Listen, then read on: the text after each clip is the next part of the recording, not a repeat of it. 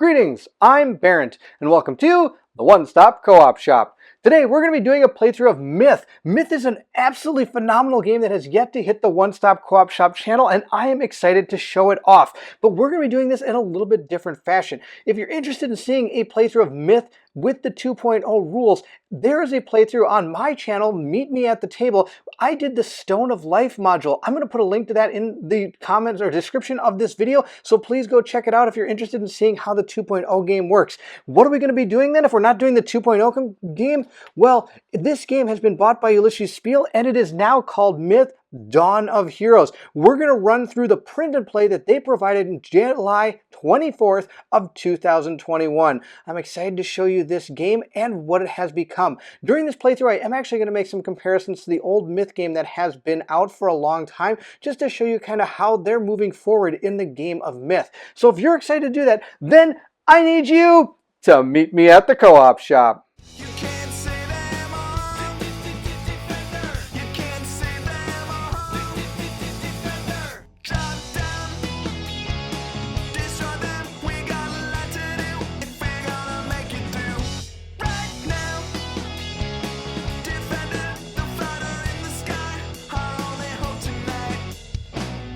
We're going to be going through the module Avatar of Shadow. Now, this is just a demo. It's going to only be the first act. And there's a few caveats I need to explain before we start this. One, this is a demo, and this is just a print and play as of July 24th, 2021 from Ulysses Spiel. This game could develop further, or things will change as this game is developed, but in the state of the game right now, this is where they're at. The video you're seeing will also be shown on Meet Me at the Table as well as here on the One Stop Co-op Shop. With those two caveats out of the way, it's time to delve into Myth, Avatar of Shadow. Let's go ahead and check out the intro. Here's our prologue. The heroes help a desperate father rescue his daughter Lucy from her possessed doll. They succeed, but at a terrible cost. In desperation, Lucy's father reaches out to dark forces to help in saving her. These types of bargains have consequences. A primordial evil force, the darkness, places a splinter of itself into Lucy, transforming her into its avatar on this plane, the Avatar of Shadow. We'll be doing Act 1, The Prison of Arthos. Now, this is the only act we have for this. There are 3 scenes, though. So it does say, place the tiles as shown in the diagram. Then we're going to have talking about the monsters spawn. Unholy are the spawns we're going to be using. And so that means we're going to be seeing Shamblers and Soulless. It says right here, and notice it shows what a normal and heavy spawn is. This does not have any of the lair stuff from the original Myth game. We're just going to be spawning normal spawns and heavy spawns, and they're going to be spawning the number of heroes plus 2 Shamblers, or the number of heroes plus 2 Shamblers and the Soulless every time one of those comes up. The act goal is to finish the first act. The heroes must speak with the priest and then leave the prison by successfully performing the jump to safety task. Of course, our fail condition is if all of us die, we don't make it. So let's not do that. That'd be a horrible way to demonstrate how the print and play for this goes. Let's continue on. Act 1, Scene 1, The Entrance. Tracking Lucy. She is heading west through the Brer and Bramble, the loamy earth. If she reaches the Mountain of Fire, there will be no catching her. At this point in our adventure, we're going to be making a cumulative test based on the number of heroes. And we're going to be rolling the dice and looking for nature and guile symbols. Now down here it says, reminder, when rolling cumulative tests, each result that matches the requirements during the task roll gains 1 quest token. If you collect number of heroes quest tokens, the task succeeds. Each hero gets 1 chance to perform this task. No action cards may be played for this task, but you may activate equipment and hero fate cards. So let's go ahead and introduce our 2 heroes. In the print and play, there are 2 characters we can be, the Acolyte and the Soldier. I'm a huge fan of the Acolyte, so I'm pretty excited that he's here to play. Our Acolyte dashboard looks a little bit different from what it used to in Myth, and there's a few different things that it can do. Of course, it's printed out really small. I'm not very good at printing out these print and plays, but I still want to demonstrate this game. Over here is going to be very similar to what you've seen before. We do start with 1d10 for our hit dice pool and 2 fate dice when we roll for our attacks, no matter what. Then we get to add anything else that we're holding or part of cards. We also start with 6 vitality. If that ever drops to 0, we lose. Our courage value is 6. we have Fate Dice Power. It says right down here, which you can barely read, it says you may change any of these darkness symbols into faith symbols when rolling your fate, which is pretty cool. So also, there are 3 different abilities here, and it kind of discusses how the character works. I've zoomed in quite a bit. Hopefully you can read this. It does say faith. You have a special game value called faith. Your faith value is equal to the number of cards with the faith keyword in your action spaces, plus the number of face down cards on prey cards in your action space. We also have shield. You may equip an item with the shield keyword in your secondary item slot. And you also are support. During the card resolution of another hero's action card, you may play up to 1 card with the support rule tag from your hand. If you do so, the other hero's card resolution is immediately interrupted and you complete your resolve of support card. Once you have fully resolved your card, the hero continues their resolution of their card. The darkness point cost for the support card raises the darkness points to 6 or higher. The darkness phase is not triggered immediately, but only after the completion of the resolution of the other hero's action card. Here are a couple examples of what they're talking about. For example, this one does have the support ability. So I could interrupt my soldier's attack and play this card to potentially help them out, because this is going to reduce the darkness point cost. Or during the darkness cycle, I could go ahead and interrupt something going on with this support ability as well. Until the end of the current darkness cycle, each successful attack targeting you must be re-rolled once. So that's just some examples of support. And our faith cards you're going to see are just going to say it on them. For example, this one does say faith right here. So that is basically how this character works. Now there's also a couple other things on this board I want to show you. The board also right down here has different stances. I'm going to go ahead and use this token to determine what stance we're going to be in. It either has undecided, cautious, or aggressive. And whichever stance you decide to use is going to determine how some of the action cards work. When you stay in undecided, you haven't actually decided what you're going to do, hence the word undecided. But if you ever do decide to start going into a certain step or a certain stance, you're going to be gaining the abilities on these cards based on the stance you've decided. Of course, if it says no and you've already gone aggressive, you can't play this card, or vice versa. If I've decided to already play cautious cards and decide to take the cautious stance, I wouldn't be able to play a card like this, for example. And you'll see how that works during the playthrough. Also, we have our vitality down here, and we have our status effects. But this card is so small, I'm actually going to use the mat that I have that from the original Myth 2.0. It's not from any Kickstarters or anything. It was actually done by somebody on Facebook, and I was able to get some of these for myself. So here's the super cool playmat I have. It's really awesome. I'm able to put down our character cards right here when we decide to play them into our slots, and you're going to be playing cards to determine the actions your character is going to be doing during their turn, and you'll see how it all works. Also, we have our 2 starting cards up here. We have our 6 vitality, and this is going to be our threat. And this is going to be one of the ways the monster is going to determine who to go after. Let's go ahead and just look real quick at the starting cards that we have here. So this is going to go into this action slot right here. It's our wooden plank. It has an attack of +1 d10. It has a range of 1. A special, if I ever roll this when I'm rolling my fate dice during an attack, I'm able to get -1 threat after the attack, and I'm able to use once per action card resolution. We're going to go ahead and put that here. Now we do have our Worn Prayer Book as well, which goes into the defense slot. So this isn't actually a shield, but if I ever get a shield, I could put it there because I do have the ability based on this character. And that could be a way you might want to actually build your character in the future. We have our prayer book here that gives us a skill roll of +1 fate dice. So when we're doing that skill check where we need nature or guile, we're able to add +1 fate dice because we have our worn prayer book. If we're ever able to make this recipe, we're able to heal yourself 1 vitality during some skill rolls. That's our acolyte. We're going to go ahead and move over to our soldier and just show you a little bit of what he's got going on. Our soldier's playmat is again super small, but we're still just going to go over a few things. This is all pretty much the same as we saw over with our acolyte, except he does start with 1 more vitality, so he has 7. And our fate dice power here is that he can change guile into rage instead of darkness to faith like our priest can, or sorry, our acolyte. He does have 2 special powers. One is the shield, which we've already seen on the acolyte, but let's go ahead and check out the rage. It says here you have a special power value called rage. Your rage value is equal to the number of cards in with the rage keyword in your action spaces plus the number of face down cards in your action space. At any time during the hero phase or darkness cycle, you may choose to draw cards from your draw pile and place it face down in one of your open action spaces as long as you still have an open action space. So if we look at some of his cards, he does have the rage keyword down here on the bottom of them, along like we did with the other one with faith. So if we're playing cards like that, that's going to gain rage, which is going to increase some of the power of some of his cards. He does start with 7 vitality and 0 threat. He has 2 weapons here. He has the Fireplace Poker, which is very similar to what our Acolyte has.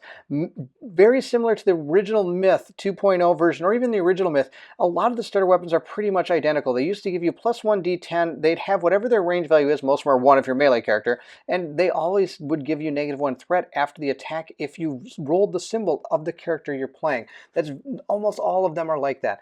We also have this one, our Pot Lid, which is our shield. Attack is +1 d10, so he can use this as an attack if the card actually says it. Must have the shield special ability in order to use this. And I get +1 threat after the attack for my rage. So if I feel that the Acolyte is being attacked a lot and I have cards that are allowing me to use my shield to attack with and I get the rage symbol, I can gain some of this threat to hopefully make the monsters come at him. All right, that's our soldier and that's our Acolyte. Let's go ahead and now try to roll for that cumulative test. We're going to have our soldier go first. He gets to roll 2 fate dice. That's his base fate pool that he has, and we're going to be looking for either a guile symbol or a nature symbol. Those are the symbols we're going to look for. Now, of course, there's 6 different symbols, so there's not like 2 of a certain symbol on here. We'll roll these up and see what we get. We got neither. We got rage and we got darkness, so that's not going to help us at all. We're going to go ahead now for our Acolyte. He gets +1 fate dice for skill checks because of his worn prayer book. So we're going to roll these 3 up and see how we do. We did terrible. We didn't get any of them. We got a faith and we also got an arcane. Now the interesting thing is I could flip this because of our Acolyte's power of being able to convert darkness into faith.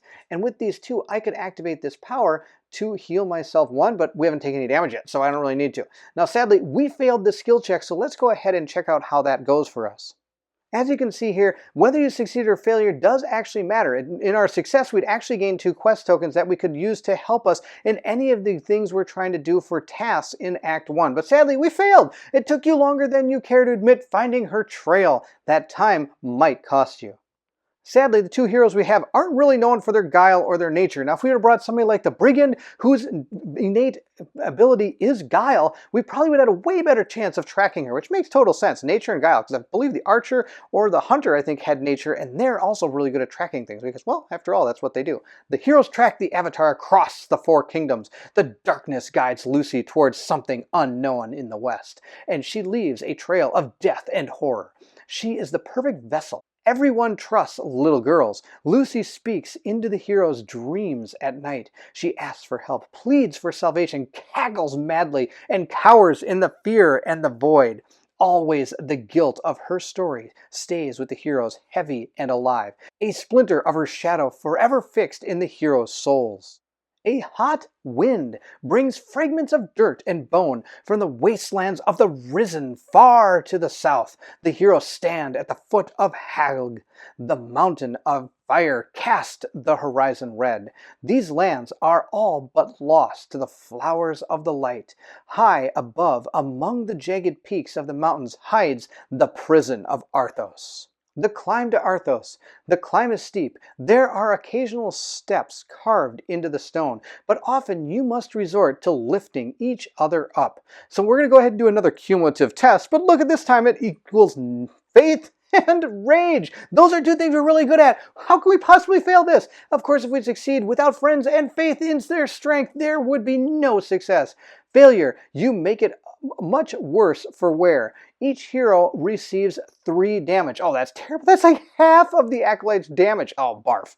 We're going to start again with our soldier and see how it goes. Come on, let's get something good. We got absolutely nothing. Faith and Oh no, we faith. That's one of the ones we need. I was thinking he needs rage. So we were able to get one faith. I'm going to go ahead and put a token right there. And of course, we get our prayer book again to give us +1. So now it's going to be the acolyte. Let's see how he does. He got, oh my gosh, he did it single-handedly. Got 3 rages. So we got four of these things. That's absolutely amazing. So we were able to succeed. We only needed 2, 1 per hero. So the number of heroes is 2. We got 4. So we were successful. The entryway is thick with bodies and the smell of blood, evidence of a battle lost. The bodies of several defenders litter the area near the door, hacked and burnt beyond recognition. A short distance across the death-stained floor is a single soldier who is still alive but in agony. You move to help him but stop short. The newly dead begin to rise. Further down the hall, hidden by dust and darkness, you sense something far worse. Glowing eyes and an evil aura appear from the shadows. A soulless. I've gone ahead and set up the 2 tiles we're going to be using for this act, and I'm quickly just going to talk about a few of the things that are out here. One, we have 2 different crates that we can interact with, which potentially can find us some cool things. We also have our wounded soldier right here. Now in the demo of this game, we don't actually have any rules about this, but if in the actual game, this could potentially maybe become an ally that could assist you going through the rest of this act or even into the rest of the adventure, but I don't know how those rules are going to come into play, so at the moment, this token really doesn't have anything to do with the game. We also have another token which is like a gravestone right here. That token can also be interacted with, and we could maybe potentially find out some more about what's going on here, or maybe some extra gold, or who knows, we'll find out. Now that we have the board set up, we also are going to have to go ahead and place our miniatures. After all, this is a minis game, and we got lots of fun miniatures. We got skeletons galore. Look at these guys. These are the shamblers. They're right here. We're going to go ahead and put our shamblers out on the board. We've got ones with bows. We've got ones without bows. We've got ones with claws. We got one with swords. It's an absolute fantastic experience. So we start with these 3 out on the board as it is. They're going to start right down here. And we also are going to start with one more that is going to be over here. And they did talk about a soulless. A soulless is also on the board. He's right here. Here's our soulless. He's all painted up and ready to go. He actually is going to go right back here. He's kind of like a giant boss type creature. He's actually a captain, not the boss. And the boss is this giant, huge creature made out of bones and stuff. He's really awesome. But this is just our captain. We also have our minions. Those are our shamblers. And then we have our 2 heroes. We have our acolyte right here. We'll name him Joshua. Here's Joshua the acolyte. He can be placed on any of the 4 positions here, and we're going to go ahead and determine where that is after we draw our cards. We also have our swordsman right here. He's going to go ahead and go down here. That'll be Travis. Travis and Joshua together in our dungeon. That's going to be awesome. They're going to be ready to go. I think that's the entire layout for the 2 tiles. Let's go ahead and draw our opening hand for our characters and kind of determine where we want to start. Unless otherwise stated, a character's hand size is 5. So we're going to go ahead and draw 5 cards. 1, 2, 3, 4, and 5. And take a look at what we have. We have I'll take that. Notice the black area over here. This is an interrupt card. This is a card that can be played while the darkness is actually performing its turn. And it allows me to ignore one monster's attack targeting you. We also have Enraged Strike, which is going to be a 1 damage weapon ranged attack, and it's a melee attack. The attack one target within range, you may add a number of fate dice equal to your rage value to your attack pool. And it allows us to gain 1 exertion point and +1 fate dice when in cautious mode. Exertion points are going to be used to move around the board and also interact with the board itself. Aggressive, if we decide to go that way, is going to give us 2 exertion points and +1 d10. So it's better to hit, but this is going to be able to activate our ability better. Down here is the number of darkness points that it's going to go up, and once the darkness reaches 6, it will actually activate. The way that this game fluidly moves between the character's turns and the darkness turn is one of its biggest strengths, and one of the things I really like about the game. We also have your mother is a crawler, which if we're in cautious, we get to draw a card. Now again, this is another interrupt card. So having a lot of these darkness cards in here, I might want to try to get the darkness cycle to actually happen faster than it normally would. We have Battle Rage. This is an ongoing card that's going to give us a couple EP depending on which one we do. And as long as this card is in one of your action spaces, all cards in your action spaces count as rage cards. And you gain a number of D10 equal to your rage value on all attacks. That's really good. And this yoke is heavy. Again, it's going to give us some exertion points, 3 if we go aggressive. It does 1 damage and is a 1 range attack with a melee. And it's another rage card. It requires the item with the shield keyword in your secondary item slot and targets one attack with range. While this card is in your action space, all attacks targeting you are at +2 TN, so it makes it even harder for them to hit you. And so there we go. Those are all the cards that our soldier has. He's got a lot of really good stuff when it comes to having the darkness actually activate. Our acolyte is also going to draw 5 cards, 1, 2, 3, 4, and 5, and see what he has found. He's got a Tend the Weak, which he cannot do cautiously. It says each other hero and ally on the same tile with you heals 1 vitality, you lose 2 vitality. Angelic Word is a 1 damage, 1 range attack. It gives us 2 EP, or it gives +2 range if used aggressively. So instead of 1, it's 3. It's going to be able to use a Relic and Holy as its abilities here. And its attack is 1 target within range. Your attack roll gains the number of additional D10 equal to your faith value for a maximum of 3. This is also a free action. You're only able to do 1 action a turn, but you can do as many free actions as you can. So for example, I could play a Tune the Weak, but I could also play Angelic Word because it's a free action. Oh, look at this, I got 2 of them. Oh, that's fantastic. Then we got Stand Fast. Faith, Support, Ongoing. So this is one of those support cards. Requires aggressive stance. While this card is in one of your action spaces, all heroes on your current tile automatically pass courage tests. So if we ever have to make one, we'd automatically pass it. And Blessing of the Dawn. Again, it can be played aggressively, so this person might be going aggressive because a lot of this stuff can't even be done if it's in cautious stance. So that's awesome.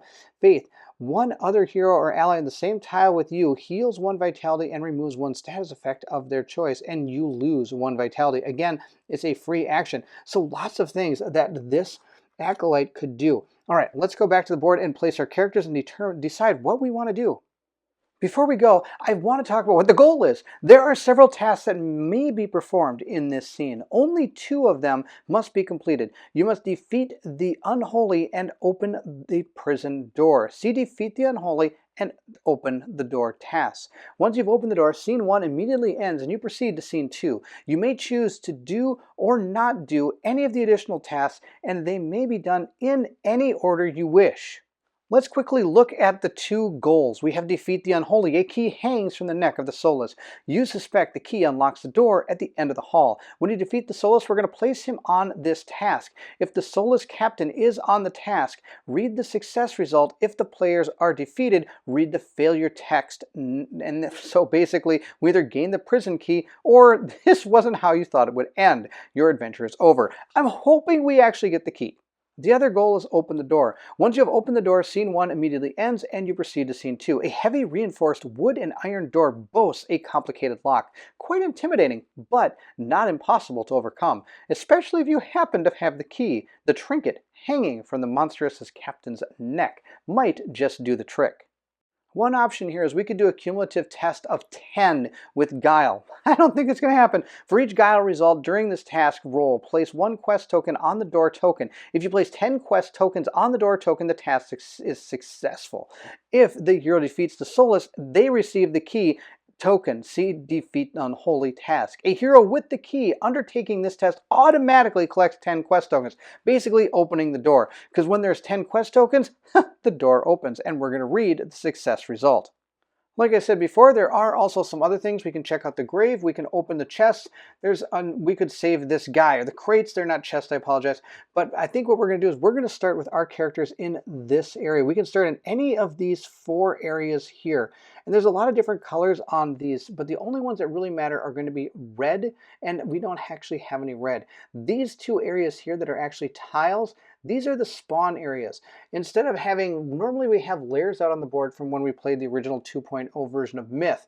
But in this particular module, these are just going to be spawn points, and we can't actually damage them like we used to be able to do for layers. So we're going to start our 2 characters there, and then we're going to begin playing our cards. We're going to start with Joshua. He's going to go ahead and play a few cards. He's going to start with Stand Fast in the aggressive mode to gain +2 threat, and he's also going to allow everybody to pass courage tests, and this is going to cost 1 darkness. I'm going to go ahead and place that down, and I'm also going to play this one, Blessing of the Dawn. This allows one other hero and ally in the same tile as you to heal 1 vitality and remove 1 status effect of their choice.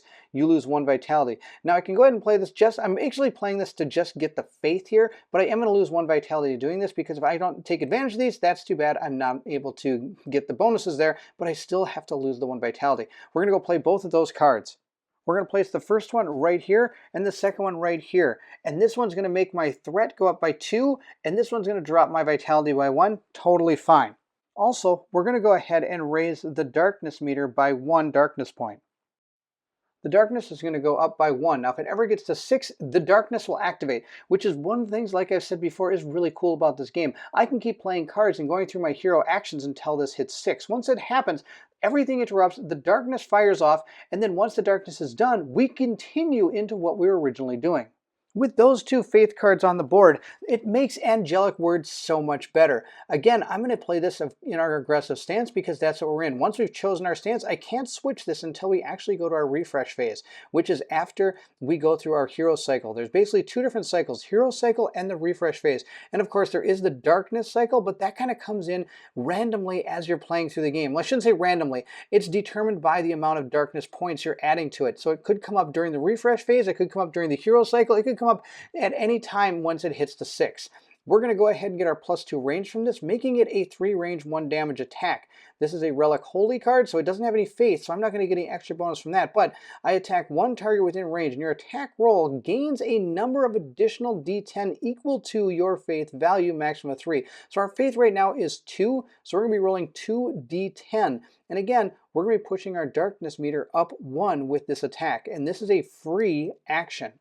And we're going to place our card right here. We only are ever allowed to have 4 action cards in our area. Once we get to 4, we have to go to the refresh cycle for this character. Of course, you can go back and forth between your characters whenever you want. I could have played these 2 cards, then done something with our soldier, then came back to our acolyte, gone back to the soldier. It's a super free-flowing game, and in a co-op situation, you can be talking about all the different possibilities that you could be doing during this time. So one person could say, I'm going to play Angelic Word, and somebody else could say, wait, before you do that, I could do this instead to help you out, which is really cool dynamic of this game. Now, of course, I do need to move this down to aggressive because that's the stance we have chosen. I forgot to do that, but let's go ahead and roll our 2 dice and see how we do.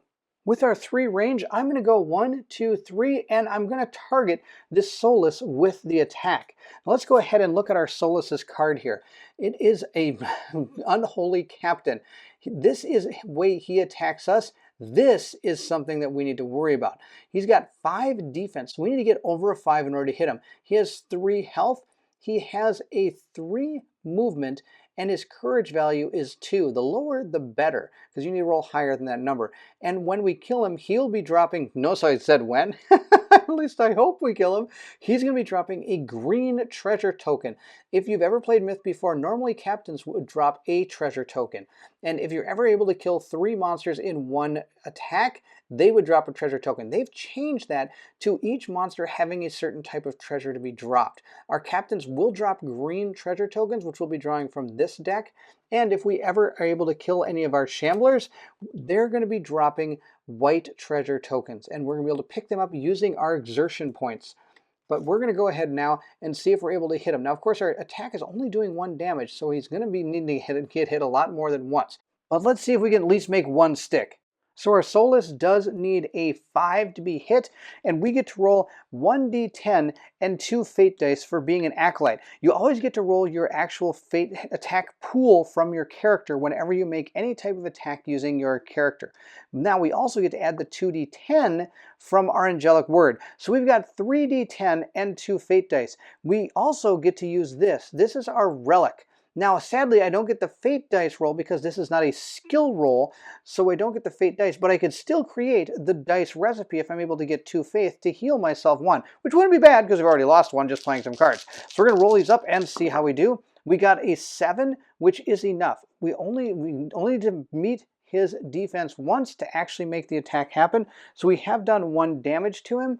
We also got a rage and a guile, and he's able to only flip darkness into faith. So we're not able to create our dice recipe. So in the end, we did 1 damage to the Solus. Pretty awesome.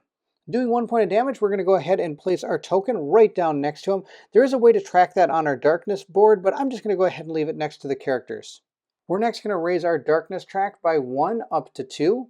We're also going to raise our threat equal to the amount of damage that the monster took up to its actual maximum hit points. So if we would have done 4 damage to that Soulless, he only has 3, we would ever only gain 3 for that attack.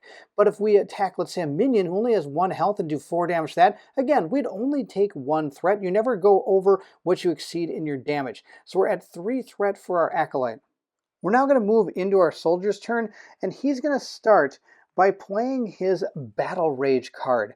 And we're actually going to do this in the cautious mode. So I'm going to go ahead and place my coin right here in the cautious. What this one allows me to do then is, as long as this card is in your action spaces, all cards in your action spaces count as rage cards.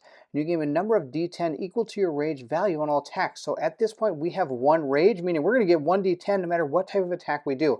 I'm going to go ahead also and gain 2 exertion points for this. It's also a free action and costs none for the darkness meter. With my 2 exertion points, the first thing I'm going to do is I'm going to go ahead and interact with this. If I'm orthogonal to a task marker, I can go ahead and try to complete the task that goes along with it. There are 2 crates that may be searched within this scene. Use the task for both. You crack open a crate in search of something that can aid your quest. So we have a one-time test of faith and nature. Chose the wrong person for this one. For each faith or nature result during this task roll, you gain 1 quest token. Now I can spend 2 additional exertion points to gain +1 roll of a fate die, but I want to save all the exertion points I have. Now I could play other cards before I decide to do this to gain a bunch of exertion points and give this a shot, but I'm not going to. Your findings depend on the number of quest tokens you gained. If you gained no quest tokens, this task fails. We only get our 2 fate dice. I'm not banking on too much here, but let's give it a shot, see what we get. We got 1 faith. That's actually at least 1 success. With 1 success, we're going to gain 4 gold. That's pretty sweet. Now, if we would have gotten 2, I would have got a green item. That would have been awesome. Or 3, we would have gained a scrying ruin. This can be used to automatically pass the research task in scene 2. Of course, we failed. Somebody else beat you the treasure and only left you scraps. You gain 1 coin. That's awesome. Now, afterwards, I'm going to go ahead and remove the corresponding crate token and the quest tokens you gained. We have some of these neat little tokens here. These are our metal coins. I'm going to go ahead and take 4. The copper ones are going to be 1s. These are 5s, and those are 10s. So our soldier has got 4 gold from that chest, which is pretty sweet. So I'm going to put that in his bag, and I'm going to go ahead and remove this token. That was our first exertion point, and we have 2 with our Battle Rage card. For our second one, I'm actually just going to move right over there. The next card he's going to play is he's going to go ahead and play his Enraged Strike. And again, we're in our cautious mode, so I'm going to gain 1 exertion point and a fate dice when I make this attack. And my attack is within range, which is 1.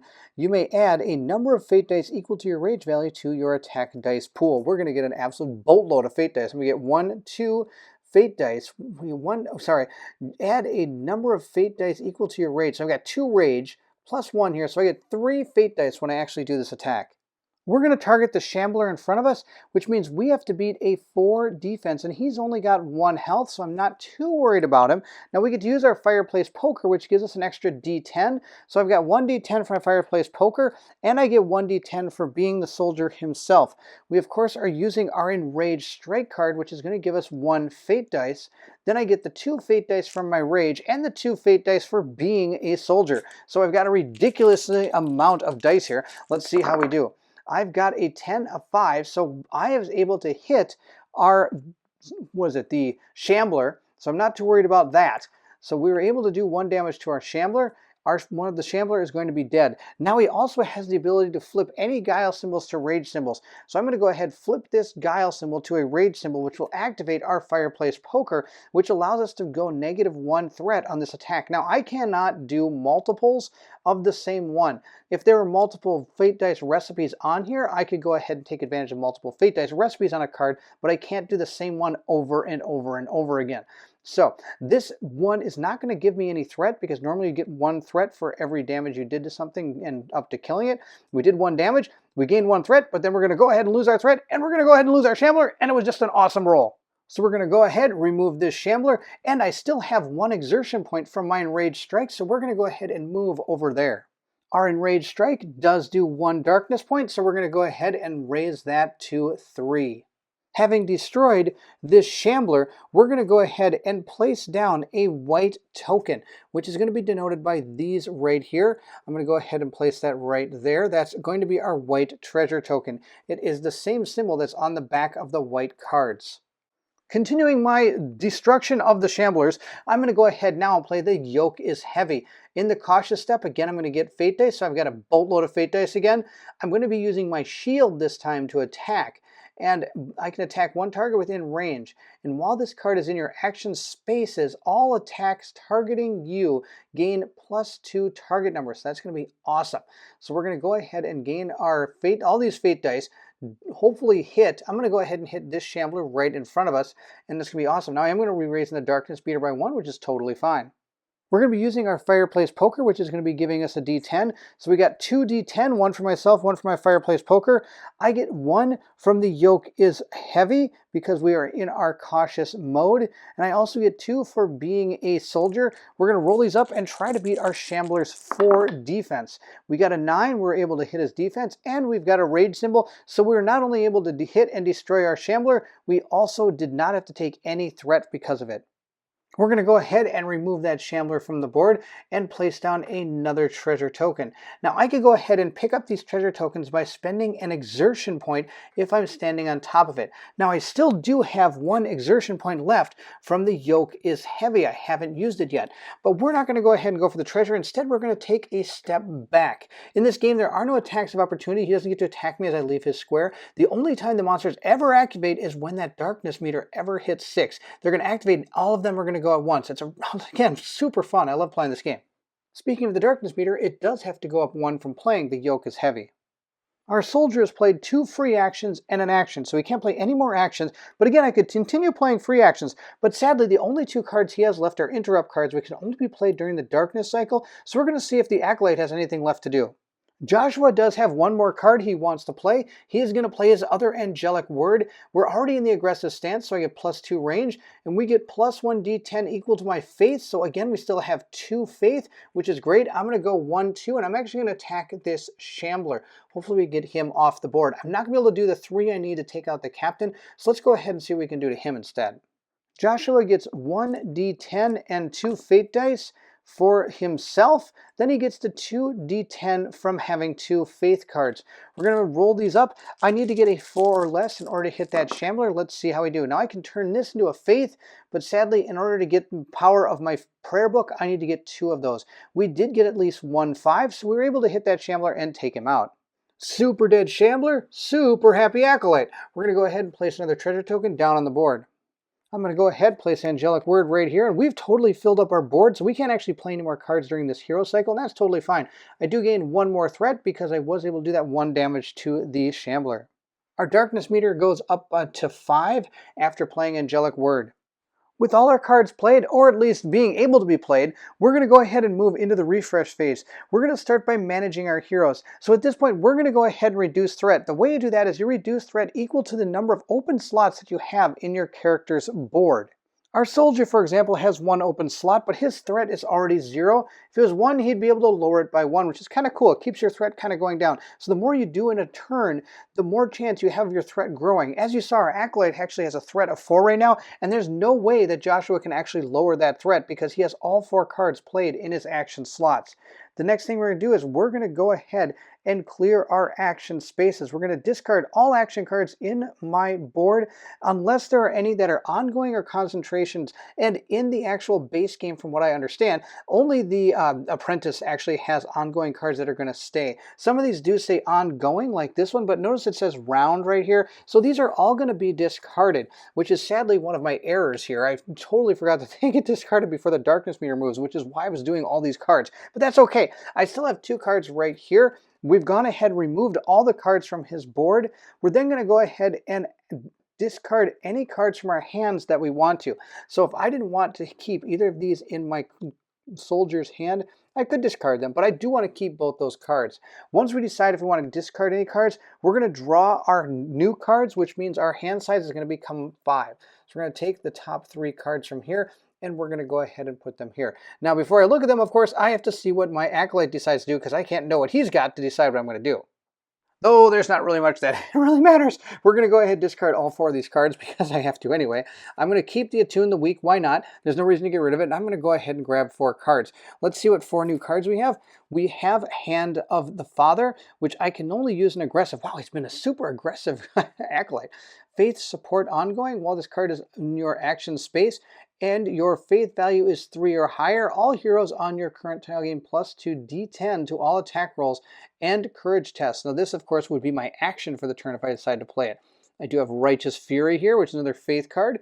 You lose 1 vitality. While this card is in your action space and you have a faith value of 3 or higher, all heroes in your current tile gain +1 damage. Oh, if I get 1 more faith, that means I can do 2 damage to things. That'd be really good. Here's a Prey card. This I can only play in Cautious, which means I wouldn't be able to take advantage of these 2 cards if I decide to play my Prey card. It says, shuffle your discard pile and draw 3 cards. Heal yourself 1 vitality for each faith card drawn. Place all faith cards drawn face down on this Prey card and discard all remaining cards. And our final card is not a faith card. Oh, that's so sad. Oh well. But here it is, Last Rites. This is an oldie but a goldie, I tell you right here. It requires aggressive stance. This attack affects a number of squares equal to your faith value, extending out in a cross from your position as shown in the diagram. Now this has changed a little bit for those that have played Myth before. Notice the target is here, but then it says Faith 1, Faith 2, and Faith 3. If I remember right, in the original Myth game, it would only be like 1, 2, 3, and it would slowly go outward, where this one is just going to keep on growing in the full pattern, which is pretty awesome. So we've got these 4 cards, and sadly, this is not a faith card. Maybe I should have discarded it. Oh well. We've got our 5 cards here. Let's go ahead and check out our soldier. Our soldier gets 3 new cards. He has gotten the Hidden Blade. It's a free action. Attack 1 target within range. If the target has a keyword armor, the attack gets -2, so it makes he's able to hit it easier. He's looking for that soft spot. He's got Impenetrable, requires the item with the shield keyword in your secondary item slot. While this card is in one of your action spaces, increase the target number of all attacks targeting you by your rage value. Well, sadly, my rage cards all disappeared, which makes me very sad. We got Battle Roar. Ongoing Rage. All heroes may remove the Terrified status effect. While this card is in one of your action spaces, all heroes on your current tile, including you, get -1 TN to hit with attack actions. Oh, that's pretty good. And that's also a free action. So we got a lot of free actions and interrupts with our wonderful soldier. So he's all set to go as well. We all get to go back to an undecided stance since we have gone back to our refresh phase. With our cards drawn, we're going to go ahead now and adjust the darkness meter by increasing it 1.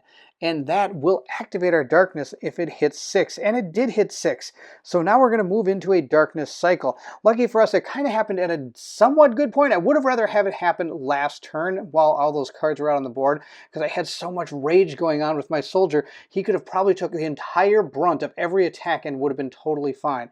But as it sits, we're going to see what happens. Going into the darkness cycle, the first thing we do is we are going to draw a darkness card. Now the darkness cards are made up of keyword cards that have been told to you from your quest, whichever you're playing.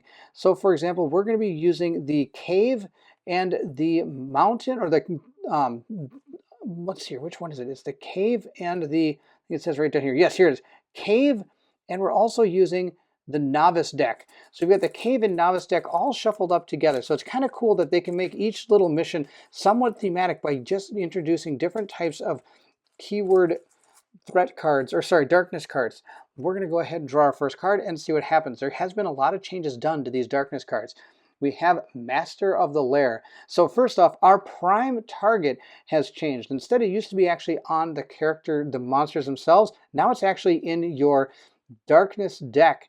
So our prime target is best gear or most gold. So actually our target is going to be the soldier. So all these monsters are going to try to target him. Event. Each lair immediately spawns a number of minions equal to its current damage counters. If there are no commander in play, place 1 at the tile edge farthest from the heroes. Our threat penalty is 10. If anybody would have had a 10 threat penalty, this bottom part would have fired off, which says, while this card is in the threat penalty row, each action card played causes +1 darkness point. So you'd place it here. Notice the cards are supposed to lay there, but it's really small, I'm sorry. Then they would slowly slide down that threat penalty row as they come out. But we don't have a threat penalty of 10 because the most we have is 4 by Joshua the Acolyte over here. And of course, then we're going to spawn at the end. So you start from the top and go down. So the spawn is going to happen at the end. So the first thing we do is pick our prime target. Then we're going to have our event fire off, and we're going to go ahead and actually attack now with our monsters. We have 2 enemies on the board. We have 1 Shambler and 1 Soulless. The order in which the monsters spawn is actually determined by their type that they are. The order is going to go Minion, Captain, Commander, Agent, Mini-Boss, Boss, Titan. So if we actually had some Titans on the board, which I've never seen before, we wouldn't have to worry, they'd be going last. Instead, we're actually going to activate our minions first. So we're going to go ahead and take a look at his card right here. He has a movement value of 2, and he's going to go ahead and attack melee. He's got 1d10, has 1 attack, and needs a 7 or better in order to hit. So he's going to go ahead and move up 1. Another thing I didn't mention in this game is movement can be done either orthogonally or diagonally, whichever you determine. I'll go ahead and move him diagonally. Why not? That's more fun. He's going to go right there and attempt to attack our soul, or the movement happens first. So we're going to go ahead and move our guy up like this. Then we're going to go ahead and move our Soulless. Our Soulless is going to go next, and he has a movement value of 3. Now his attack is a ranged attack of 3. So he's going to go ahead and move until he can get to range. 1, 2, 3, not in range yet. He's going to move up 1 more. 1, 2, 3. Now he's in range of our soldier. He's going to go ahead and attempt to attack him when it becomes his turn to attack. Our monsters have moved. Now we're going to go ahead and attack with our monsters. We're going to start with our Shambler, of course, like I said before, rolling 1d10, 1 fate dice, and he's going to have 1, he needs a 7 or higher in order to hit. Oh wait, he doesn't have fate dice, that's my fault. He has no fate dice, he has 1d10, he attacks 1 time, and he's going to have 7 to hit. That's more like it. Before the Shambler actually attacks me, I'm going to go ahead and play some of these interrupt cards I have. Mainly, we're going to go ahead and play Your Mother is a Crawler. It says, first off, I can choose if I want to go to Cautious, which I probably will do. Ongoing during the darkness. Until the end of the current darkness cycle, all monsters within 5 squares treat you as the prime target. So if he was, I didn't play it at first because he was already the prime target, but what I want to do is reduce the target number of attacks against you by your rage value. Right now my rage value is 0, but that's okay. During either the hero cycle or the darkness cycle at any time, I can take a face down card, place it into my action space as a rage card. So I have 1 rage right now, meaning that their target number is going to be an 8 instead of a 7 in order to hit me. At this point, I'm also going to choose to go to Cautious, meaning I'm able to draw 1 card. And we got Harvest of Bone. Oh no, I can't play it in Cautious, but that's okay. When I actually do get to play this card's going to be awesome. Let's roll our Shambler's D10. He's looking for an 8+. And he got a 10, so he actually hit me for 1 damage. Our soldier's going to go ahead and take 1 damage, bring him down to 6 vitality. It's now time for our Soulless to attack, and our Soulless has a ranged attack of 3 with 1 damage. He gets to roll 2d10 when attacking. He also gets to roll 1 fate dice, and he gets 2 attacks per target, which is, he has 1 target, he gets 2 attacks against him, and he needs a 5 or better in order to hit. So I'm going to get attacked 2 more times. Now he needs a 6 because I am still using Your Mother as a Crawler. Let's see how our Soulless does. He gets to roll 2d10. This is going to be terrible. He needs a 6 or better on one of those rolls. He got the 6. So he gets to go ahead and roll his fate dice to see if he gets me. He got a rage symbol. Now he's looking for darkness, so that didn't actually hit me, but he do take 1 damage. Now before I take any more damage, this is out of control. I'm going to go ahead and play my I'll take that card. Ignore 1 monster attack targeting you. I'm going to do that right now. Our soldier took yet another damage, and I'm going to go ahead and play this right here. It is in Cautious, so I get to draw a card. And we've got Riding the Edge. Again, I can't play it in my Cautious mode, but that's okay. It'll be awesome to have when it actually becomes able to use it. Of course, I've got 2 awesome action cards, but that's okay. To complete our darkness cycle, we're going to go ahead and do a heavy spawn according to our master of the lair right down here. Our heavy spawn is determined by our actual module that we're playing, and in this case it's going to be 2 Shamblers, and it's also going to be another Soulless.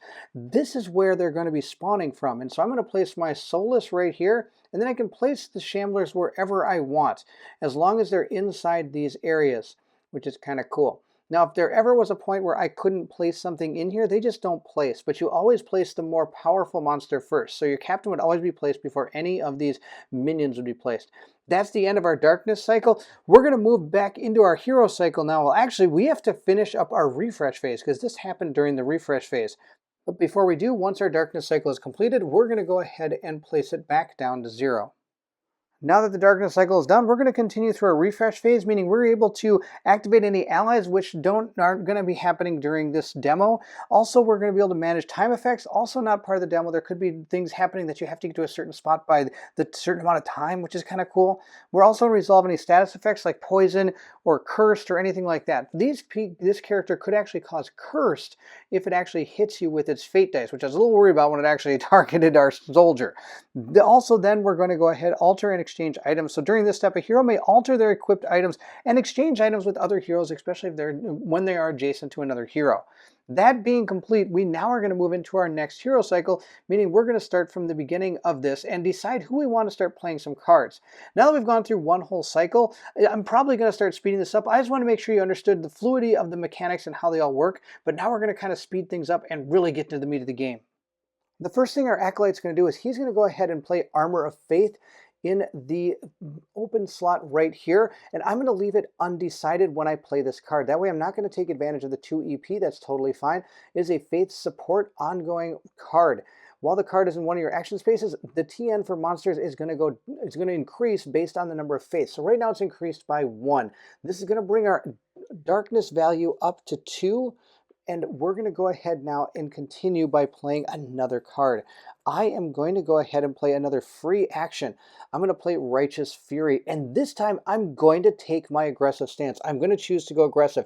Once you choose to either be aggressive or cautious, you can't go back to any other stance. But if you stay undecided when you play your first card and second card even, then at that one, once you decide, you can stay there the entire time, or I could go ahead and choose to be any of these stances anytime down this line.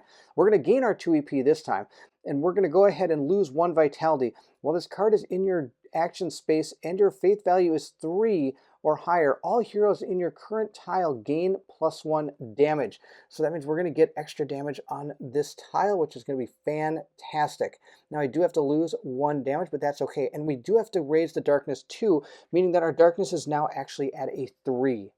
After playing those 2 cards, we're going to go ahead and play Battle Roar for our soldier. And he's going to play it in the aggressive state. He's going to be aggressive, be aggressive. And he's going to get 2 exertion points for this. He also has a rage status here with putting this down. So it's one of our rage cards. This allows us to get -1 TN target number to hit with attack actions. Also removes Terrified, but I'm not too worried about this. This card is going to bump our darkness meter up by 1, bringing it to 4, which isn't too bad, but it does go, our stance is now going to be aggressive. So let's go ahead and take advantage of those 2 EP. With the 2 EP points, we're going to go ahead and move 1 here, and then with our second one, we're going to interact with that gravestone right there. So we're going to have to go ahead and take a test. Search the grave. You demean yourself by rummaging in someone else's grave in search of riches. This is a one-time test needing guile or darkness. For each guile or darkness result during this task roll, you gain 1 quest token. You may spend 2 additional EP to roll an additional fate dice. We're not going to do that. We're just going to roll up our 2 fate dice, and we're going to see how it goes. He doesn't get any extra from any of his cards or anything, so we're going to roll them up. And I need guile or darkness. And I got 1 guile symbol, so let's see what we got. With 1 success, you gain 2 gold. So we're up to 6 total gold. Now, sadly, I didn't get the Vitality Potion or the Scrying Rune again. Oh, too bad. Of course, at least I was not failing, or I would have been engulfed in a cloud of necrotic poison and suffer the poison status barf. That would have been terrible. Now, of course, afterwards, we're going to remove the grave token and the quest tokens that I gained. We are now up to a total of 6 gold. We'll place that in our pack, and we're going to move on to our next card that we're going to play. We're going to play the Hidden Blade, and we're aggressive, so I'm going to be able to gain 2 EP and a D10 when making this attack. If I target a person in range and they have the armored keyword, I get -2 TN, but that's not going to happen because the Unholy Soulless here does not have that keyword. It just says Unholy Captain. It does not have the armored keyword, so we're going to go ahead and see if we can hit him with this card. We're going to use our EP. Our first one, we're just going to move up there for our exertion point, and now we're going to go ahead and make our attack against that Soulless, which means we're going to be able to go ahead and grab 1d10 and 2 fate dice for being a soldier. I also get an extra d10 from my fireplace poker, and I'm also getting another d10 from our hidden blade card. So we're rolling 3d10 and 2 fate dice. Let's go ahead and see if we can take this guy, or at least hit him once. That's what we're looking for. I got a 6, and I've got none of the symbols that are going to help me, but he has the ability to switch one of the guile symbols to rage. So I'm going to do that. We're going to do 1 damage to this Soulless right here. And with that, he's also going to go ahead and gain 1 threat, but then I'm going to go ahead and lower the threat because I got my Fate Dice recipe from my Fireplace Poker here. So that's the end of our Hidden Blade. Let's go ahead and go move the darkness meter up. In less than a few cards, we're dangerously close to activating that darkness yet again. We're going to continue the onslaught by playing Harvest of Bone. This card is amazing. I'm going to gain 2 EP again because I'm aggressive, and I get 1d10 because I'm in my aggressive stance. This attack 3 adjacent targets in a 90-degree arc as shown. The attack affects a number of additional target squares numbered 1 and 2 in the diagram equal to your rage value to a maximum of 10. So we're going to go ahead and place that down, and we're going to be able to hit this square, this square, this square, and the number 1 as well because we do have a rage card right here. Now this is 2 darkness points, which means the darkness is going to fire off after this attack, but I do get to completely resolve this attack first. Before we make that attack, I am going to play this card, Hand of the Father. I can interrupt his action on his card because this has the support tag right here. So if you remember how the support works, during the card resolution of another hero's action card, you may play up to 1 card with the support rules tag from my hand. If I do so, the other hero's card resolution is immediately interrupted and you completely resolve this support card. Once you have fully resolved your card, the other hero continues with the resolution of their card. So that's going to be awesome. And this is going to cost me 1 darkness point, but if the darkness points cost of the support card raises the darkness meter to 6 or higher, the darkness phase is not triggered immediately, but only after the complete resolution of the other hero's action card. So this is going to bring it to 6, but that's okay. My Harvest of Bone still gets to go off first, which is really awesome.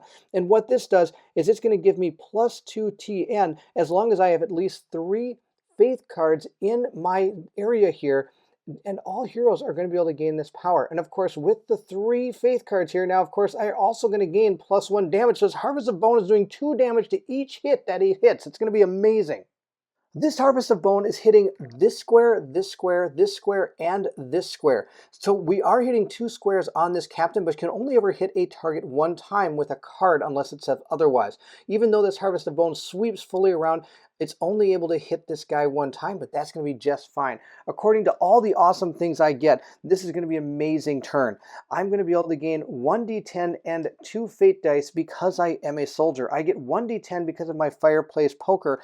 I get 1d10 for my Harvest of Bone, and then my Hand of the Father is going to give me an additional 2d10, which is an amazing amount of dice. Oh man, this is going to be absolutely awesome.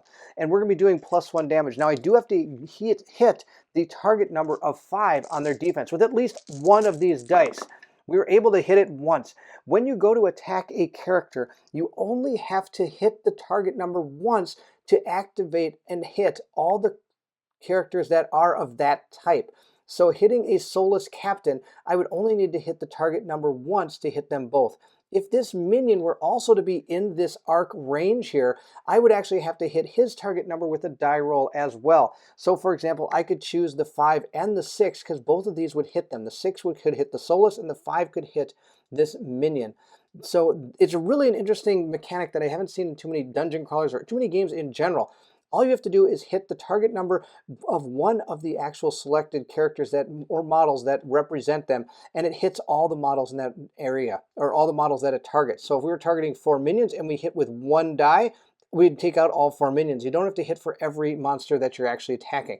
Pretty cool. On top of that, remember, this does 2 damage. These have each 1 health on them already. We are destroying both of these guys in 1 shot with that Harvest of Bone. Oh, such a good card. Now, when we do defeat our Soulless, he's going to be dropping these green tokens. So I'm going to put these green treasure tokens down anywhere that he was standing. So I'm going to put 1 here, and I'm going to put another one right here. And that's going to be amazing. I still have 2 EP I can use from my Harvest of Bone. And I'm going to go ahead and move over here and grab this. No, I think I'm going to move over here and grab this green treasure token. Maybe the Acolyte can pick up his own green treasure token. So we're going to go ahead, remove this treasure token from the board, and grab a green treasure card and see what we got. We've got Chain Mail, which is going to add 3 health or vitality to our character. While this item is in your armor slot, your maximum vitality is increased by 3. You may not use items with the arcane keyword while this item is equipped. So basically, you can't do it if you're the Acolyte. He couldn't be, or not the Acolyte, I'm sorry, the Apprentice. The Apprentice couldn't use it. Now down here it shows that this I could sell for 2 or buy it for 7. Now from the iteration of these rules, every item you find out here on the board is actually broken. I'm not able to just pick this up and use this. Between scenes, so after this scene is done, or I'm able to go ahead and pay the gold to repair this item. The reason they do that is because you're gaining so much more treasure the way they have it set up now, that this is a way to kind of not keep yourself from being super, super powerful. I mean, we took out 2 of these guys. I might get 2 awesome items here, but I'm only able to carry 1 damaged card into the next scene. So we'll have to choose which one we want. That's the end of the Harvest of Bone. We do have to pay the 2 costs for that and the 1 cost for a Hand of the Father. 1 for Hand of the Father and 2 for Harvest of Bone is going to activate our Darkness. Let's go ahead and draw our next Darkness card and see what we have. He is going to go ahead, and the prime target is the highest vitality. Then it's going to go with the best gear. Now before we do our target priority, I do have to go ahead and gain my threat from all the damage I just did. We did a total of 5 damage this turn. So 1, 2, 3, 4, 5. It goes up. I forgot to get the 1 from Hidden Blade when we attacked for 1, and then we did the 4 damage with the Harvest of Bone. Oh, massive amounts here. But we'll see. Hopefully that doesn't hit our threat penalty. Continuing with our Darkness card, it's going to go after the highest vitality, which is actually going to be, I believe it's actually going to be our Soldier. We'll have to take a look. I think our Soldier, I think they're both at 5, so maybe I get to, nope, then we have to go to Best Gear. And our Best Gear is exactly the same. We all have these mundane type items. They're the terrible items we start with. We have an event here. The number of all minions attacks are doubled during this Darkness cycle. If there are no lairs, place 2 captains at the tile edge furthest from the heroes.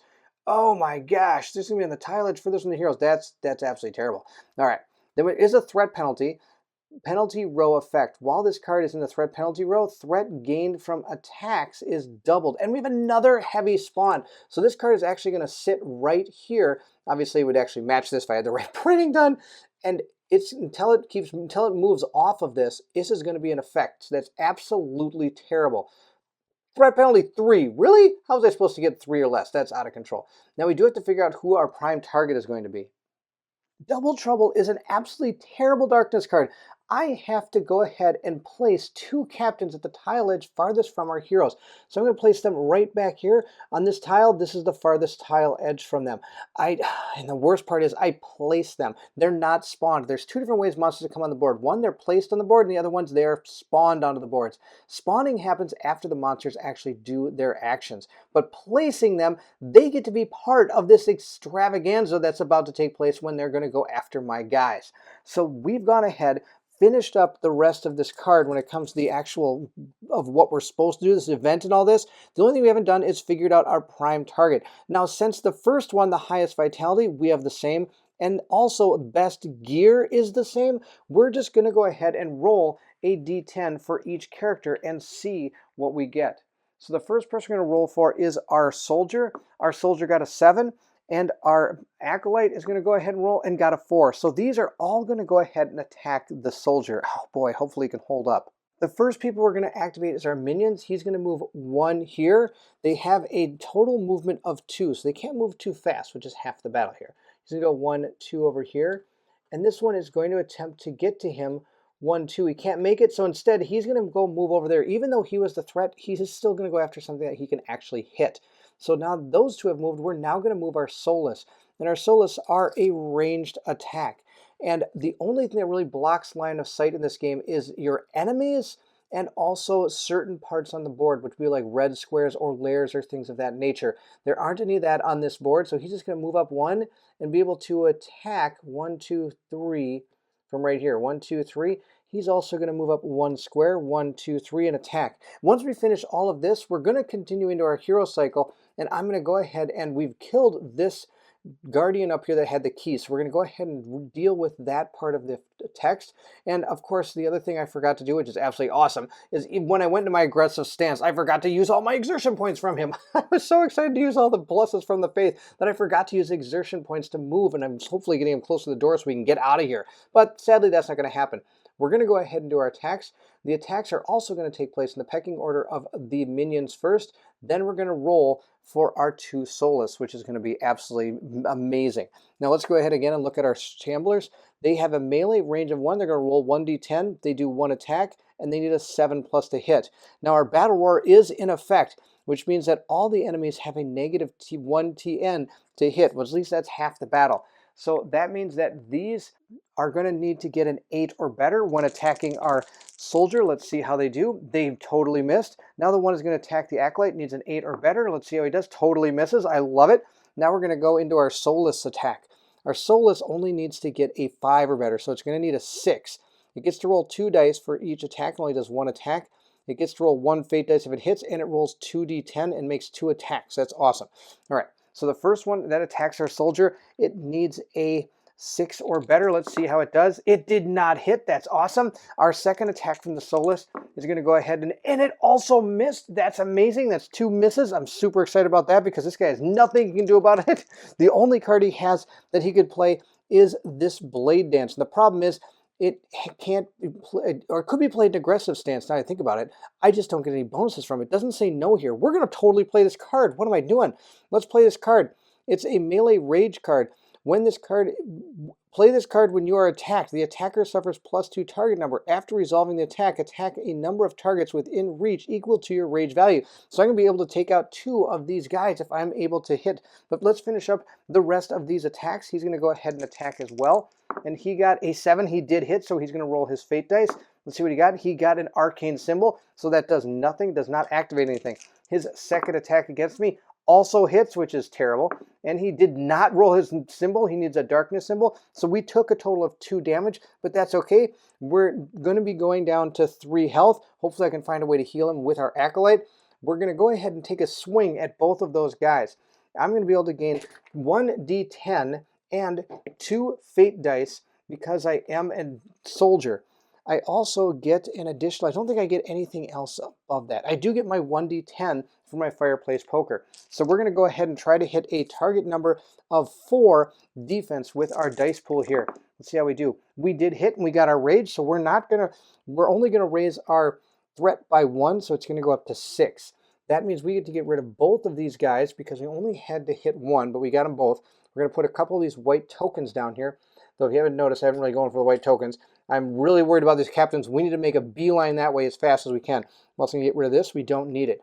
That's the end of this darkness. We're going to go ahead and spawn now, which means we're going to put another captain on the board because this spawn happens to be a heavy spawn again. We have a heavy spawn, so we get 2 Shamblers, which I'll go ahead and just put right back here. I don't want them anywhere near me. I'll keep them as far away from me as possible. And then we have to put out another one of these captains. Here is another captain. We're going to place him right down here. I forgot to remove the gravestone that we searched. We're going to place it right there. Wow, look, 3 captains on the board. All 3 of these have no problem of wiping out a small little group like me. It's going to be, I need to get out of here really fast. With the darkness done, we are going to move our meter down. Now, it doesn't go down to 0 because it's actually 2 above the 6, so it's actually going to start at 2 up here. So even though we had such an awesome round, we're able to do all that damage and all that fun stuff, we still have to pay the price in darkness points. We were able to defeat the Unholy, so we do get the prison key token. I'm just going to use this to denote the prison key token. I'm going to give it to our soldier because he's the one that killed him. He needs to get to that door. If he can get to that door, we're done. He is jammed full of cards, so we're going to go into the refresh phase. We're going to go ahead and remove all of these. I can't lower my threat because I had all of my action spaces filled up. I still have a hustle card, so I'm going to be able to drop to 4 cards. I'm also going to move my stance back to undecided.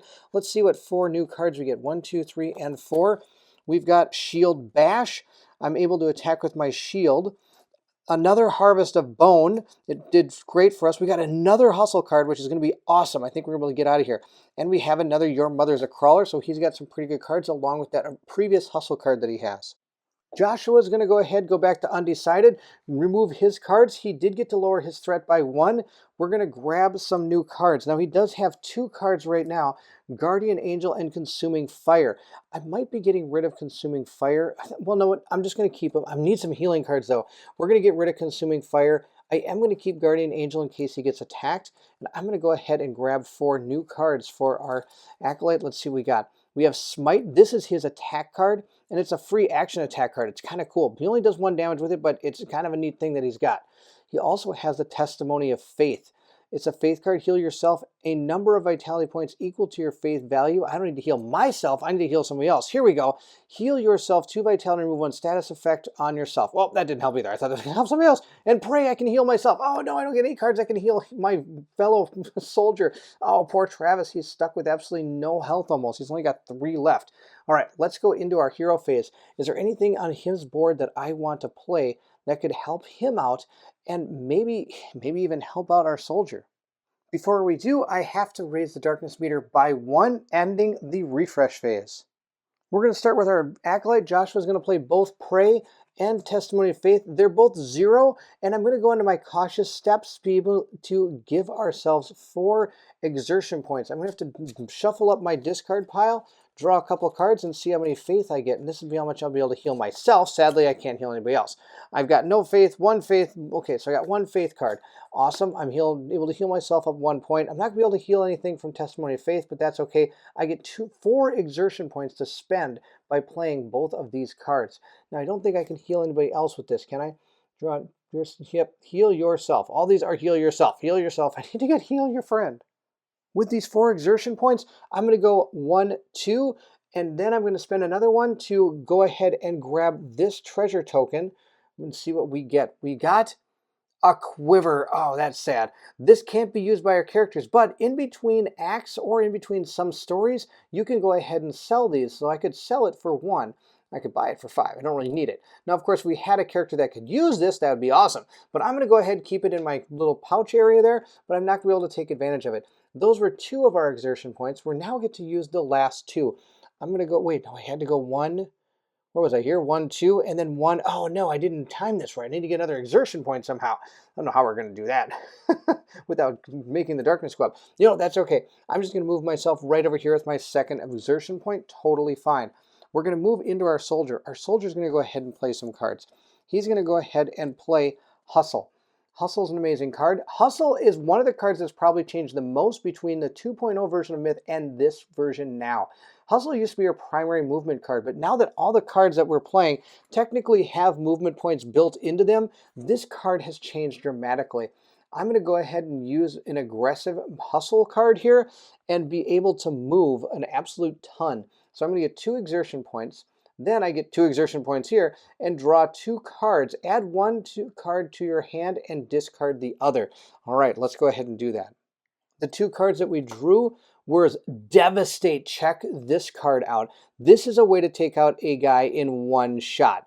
3 damage, ranged weapon, melee, rage, 1 attack within range. So good. This card is so good. 3 exertion points and 1 fate dice. Of course, it costs 2 to play this card. We're going to keep that one. Disengage.